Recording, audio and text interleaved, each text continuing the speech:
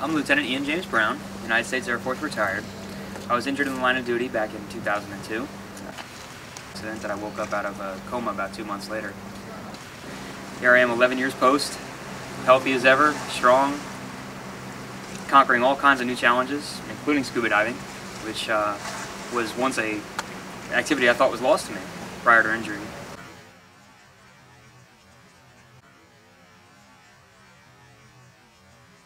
Here came the organization Diveheart, and I joined one of their very first training sessions, their Discover Scuba event that we had several months ago. So it was the first time I was back in an organized open water, or in an organized pool session, where I was able to trim out my buoyancy, work on my balance, figure out my breathing, respiration, and integrate all these skills that I had once learned and thought that I had lost. And the entire day just was a phenomenal experience to me. It opened up my heart and my mind at the same time to allow me to think in broader capacities and think in this, that if I can do this one little event, this activity, what else can I do? It started to make me challenge myself a little bit more.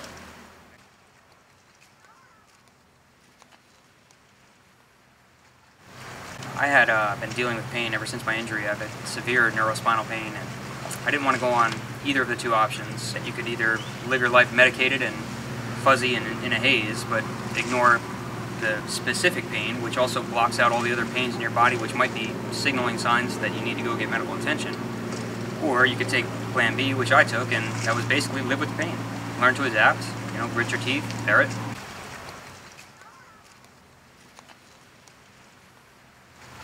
I was always hesitant to talk about it. I didn't want anybody to complain to anybody and make them feel uncomfortable or make them feel like that I needed sympathy or pity, because it was a choice that I made, that I wanted to live, medication free. And then I came down into Cozumel, Mexico, and had my first time swimming open water for extended periods of time. Yesterday I did a dive that was 70 minutes long, and it was absolutely gorgeous, because I felt this feeling of this lack of overbearing doom that I always kind of felt in the subconscious. And it took me a while to figure out what this was. I felt this euphoric feeling that everything was just bliss, and I just had this complete freedom. And though difficult to place, after a while I realized it wasn't just nitrogen narcosis at the bottom of the ocean. It was actually that I was living pain-free for the first time in 11 years.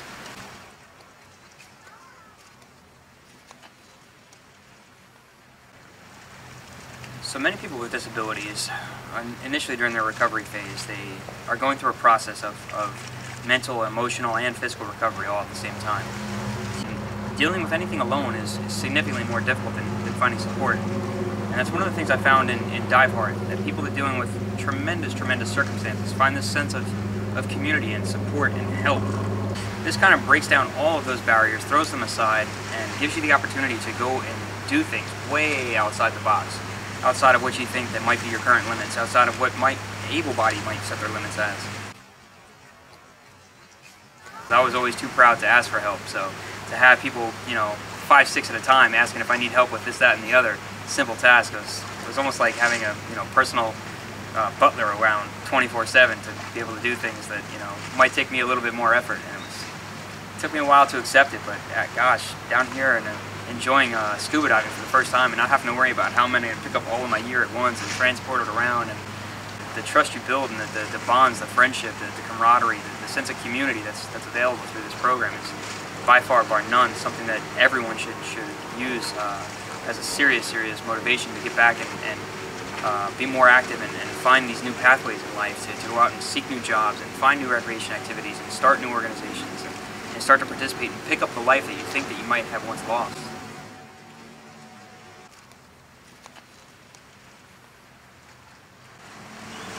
So one of the beautiful benefits of scuba diving is you're once neutrally buoyant. You're in an environment where there's zero perception of gravity. We call it a zero gravity environment. You don't feel the weight and pressure of everything around you. And sitting in a wheelchair all day, I can speak firsthand to the fact that you get this overwhelming sense of pressure on your spine the entire time. And the zero gravity environment reduces all of your stress and your pain, your tension. And the benefit I see beyond just the medical side of it is you're in this other world. It's unnatural for everyone, but it's a great equalizer. Humans will never be as adept as fish and sea mammals. And in the water, all the fish know it. But in the water, the fish have a difficult time telling the difference between a disabled scuba diver and an able-bodied scuba diver. And I think that's one of the great things. All summed together, it's just this phenomenal experience that absolutely everyone should experience. People with paraplegia or injuries to their central nervous system can sometimes have thermoregulation issues. My body doesn't thermoregulate. By that it means if I'm cold, my body won't naturally shiver below my level of injury, and if I'm hot, my body won't naturally sweat below my level of injury. We call this system the autonomic dysreflexia, and it's your body's way of finding a way to signal you that there's something wrong. Now you have no clue what it's trying to tell you. It could be something as small as a hanging toenail. It could be your blood pressure is being reduced to your feet. It could be that you're too hot, you're too cold, your bladders, your bowel is full, and your stomach's distended, or you have some kind of internal injury. Well, a lot of the medical professionals think that it would be a difficult thing to do, scuba diving that is, would be difficult because of the thermoregulation issues. Because you're going into an aquatic environment where the sea is colder than your outside body temperature, and one of the things that we use to counter that is the wetsuit and the multi-layered approach. And you can vary the thickness and the layers so that you have more and more safety in the water. And also, you can always ascend the second you start getting cold. Come back on the boat, dry off, warm up, and lay out in the sun.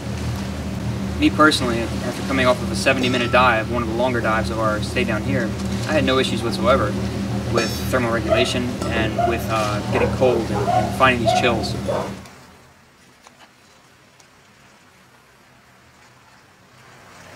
And later on, I'm going to run it by a couple of the guys in my research department to see if there's medical validity behind it, but I also want to talk about the vasodilation and constriction of the cells in your body and helping motility of cerebrospinal fluid and your gastrointestinal and gastroenterology systems, because I think the benefits beyond this are far more profound than simple pain management, which even in and amongst itself is a massive endeavor to tackle.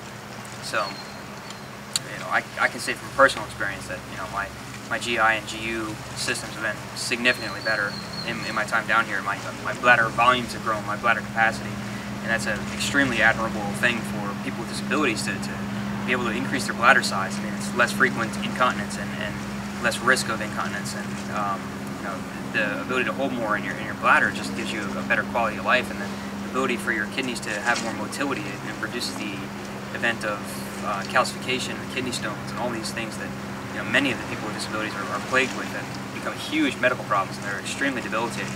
So I think that the capacity for this to have phenomenal medical effects beyond just what's been previously documented, I think are yet to be explored. It's going to be interesting to follow along those paths. When I was first injured and going through recreation therapy and physical therapy, we initially had a pool that was available to us for our physical therapy sessions, and it was one of the highlights of my entire day in therapy. It was actually, I think we had it once or twice a week.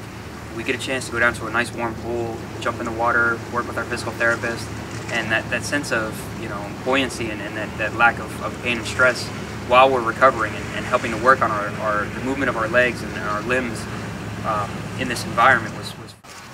So this activity, I thought, was once lost to us because Kessler had shut down their pool. So I no longer had the ability to go in and use this aquatic therapy that was the highlight of my week. It was the best experience I had had. So then I went up to the Bronx VA Medical Center in New York, and they had a pool, but it was only accessible a few days a week, and none of the therapists had the time to bring you down there. So I looked for this aquatic therapy for a long time. I couldn't find it anywhere until I found the Discover Scuba event. And though it was scuba related initially, it was still getting back in the pool. And then it opened up a whole other world, not just floating on the top of the pool, but actually being underneath it in the zero gravity buoyancy environment where you're completely neutral, you feel no pressure anywhere. It was a phenomenal experience. And we're hoping that if the Diveheart vision comes true, we'll have this aquatic therapy for everyone, of every level of ability.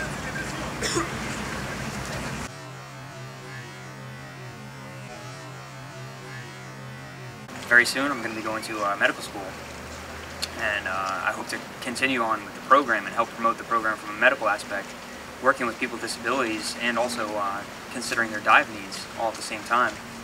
So I think it's going to be a phenomenal endeavor working in the future with Diveheart and with other people with disabilities. And I encourage everyone of every level of ability, whether perceived disability or not, to come on out and give it a shot.